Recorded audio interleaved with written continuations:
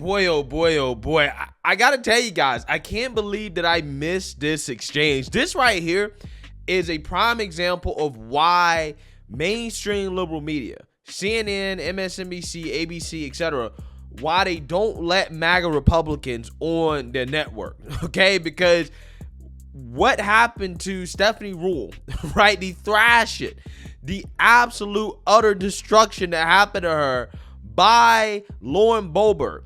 Again, this is a prime example of why they don't let MAGA Republicans on the network. It was embarrassing, okay? Lauren Boebert put on a clinic on how you handle these mainstream liberal media propagandists. And boy, she did a beautiful job. This was a thing of beauty. I'm telling you guys, right? I can't believe I missed it. So just to let you guys know, this took place before Kevin McCarthy actually became speaker.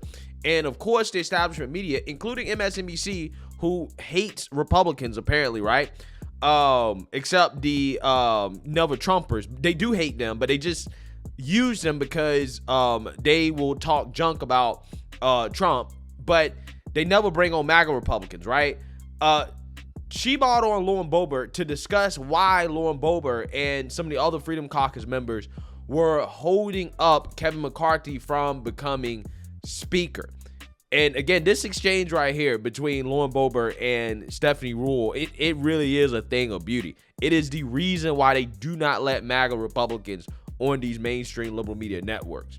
Take a look. The American voter does want Congress to work together, right? Look at your last election. You represent a red district that Donald Trump handily won, and you won narrowly. And the takeaway for the entire midterms is that the country said, we are done with hyperpartisanship. We want Congress to get to work and to work together.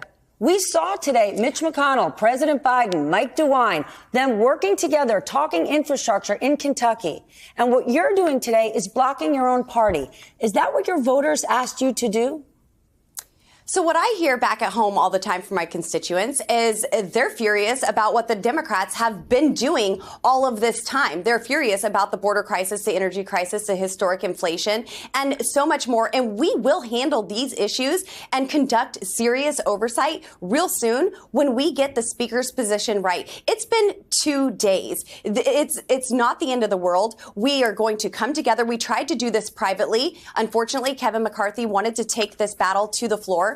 And that's where we're at right now. But we're standing strong, and Kevin McCarthy does not have 218.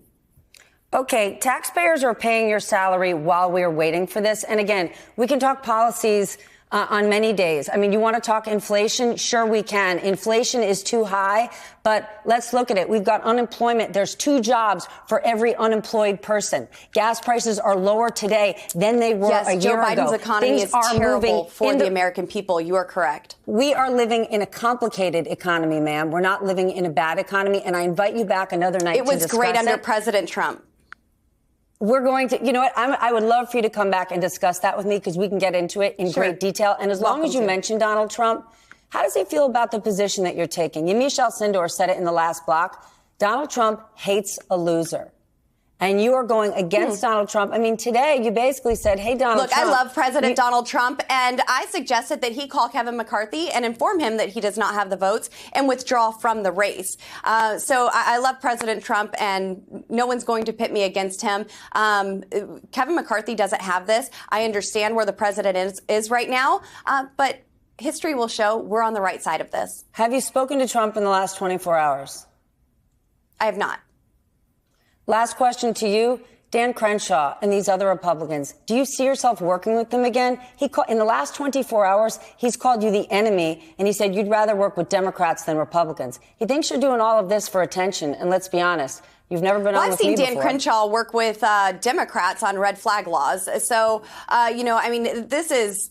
this is just how things operate here. We are going to come together. We are going to be stronger than ever. We're going to handle the issues that the American people care about We just need to elect a speaker. And it's okay if it takes a couple of days. It's not the end of the world. There will be a new news cycle that comes around when we get to work and you see how productive we can actually be when we are united. I believe that we will find that consensus candidate and someone who can reunite the Republican Party. And I look forward to that day. 218 is a long way from 20.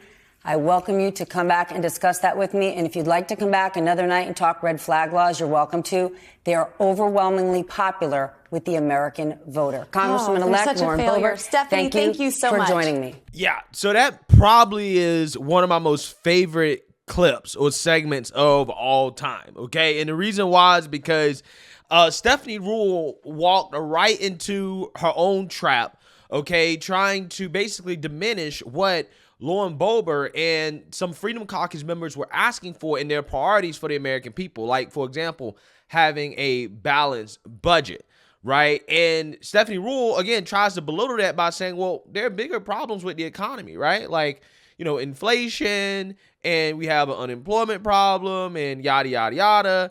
And Lauren Boebert just gave like the perfect answer. She's like, yeah, you're correct.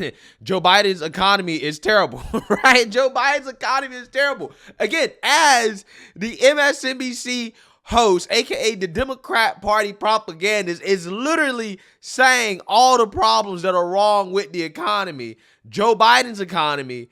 Lauren Boebert sticks the perfect response in there. And then all of a sudden, Stephanie Ruhle is like, oh my God, I literally just admitted that the economy is bad under Joe Biden. So she tries to correct herself and say, well, I'm not saying that the economy is bad. I'm saying it's complicated, right? It's just complicated, okay?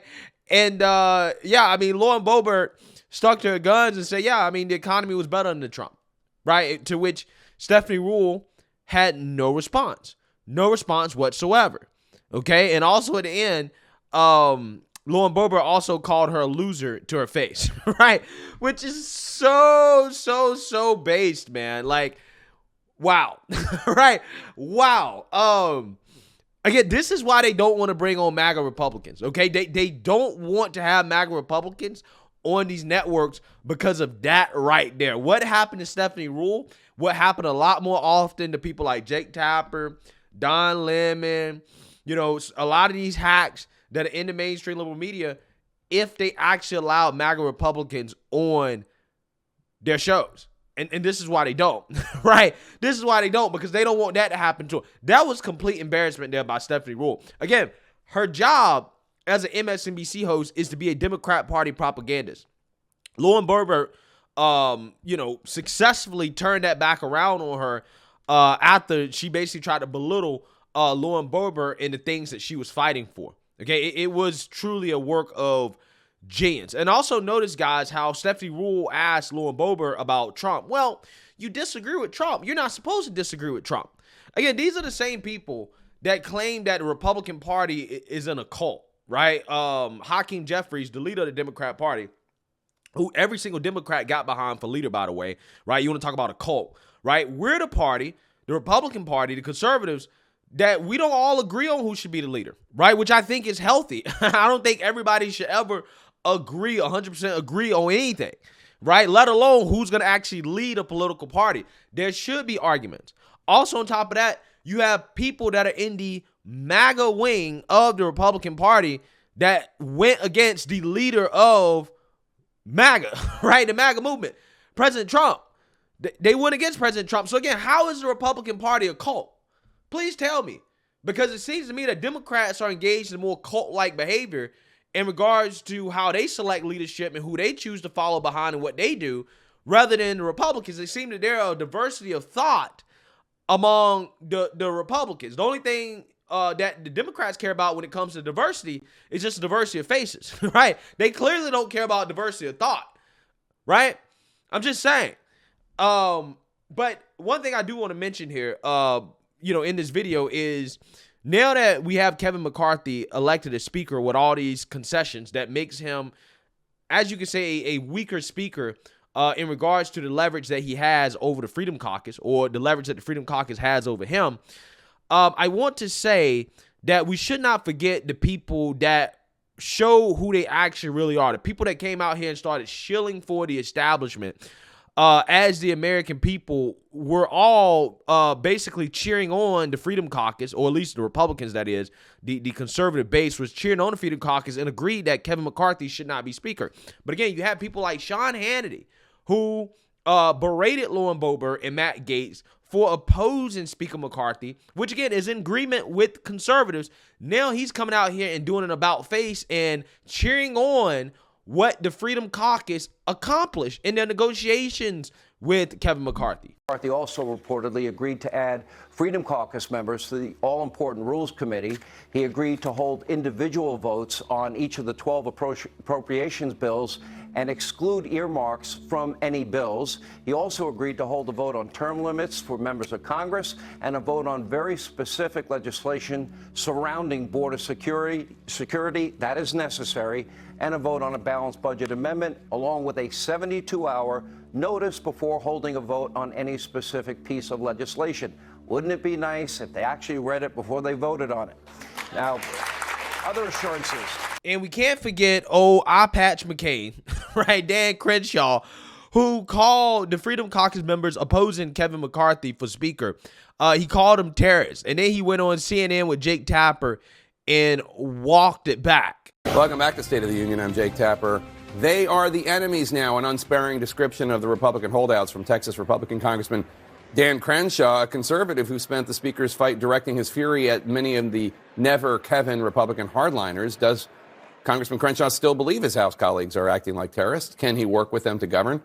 Congressman Dan Crenshaw joins me now. Thanks so much for being here. We really appreciate it. You opened up with the whole terrorist comments. I do have to address that. Please. Right? Look, things get heated and things get said.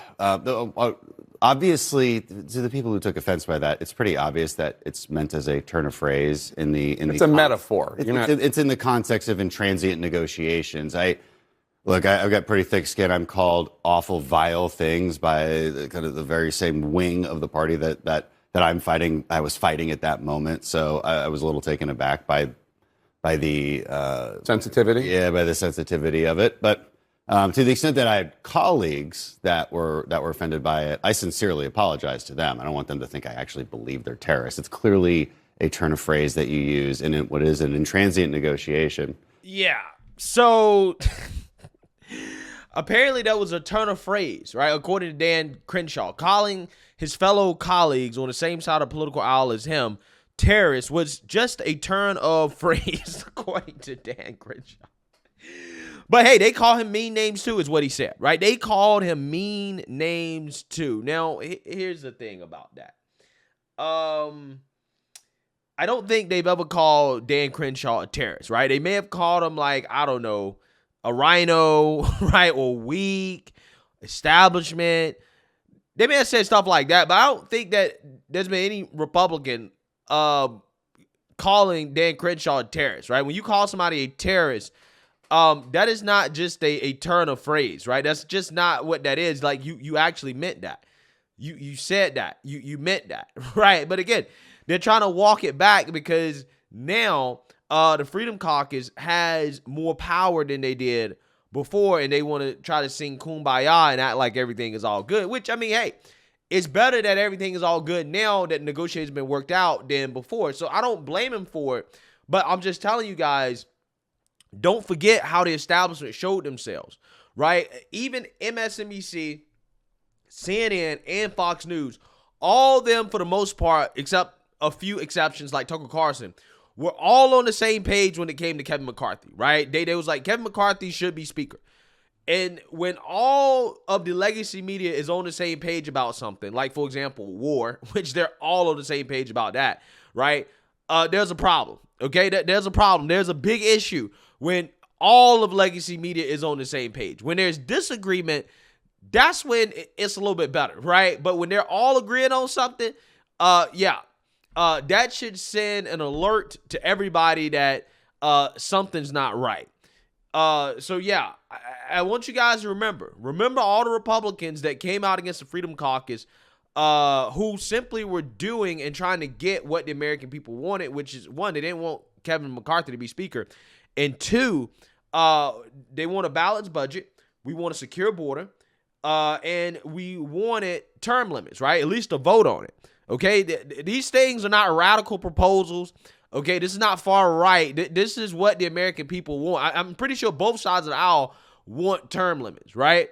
So I mean, again, this type of stuff that they were called terrorists over, this type of stuff that you had, again, even people like Sean Hannity mad about, right? Everybody mainstream liberal media mad about.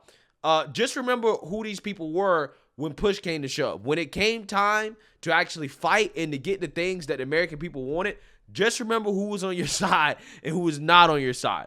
I'm just saying. Let me know what you guys think. Make sure you like, comment, and subscribe. Most importantly, share a Black conservative perspective. Peace.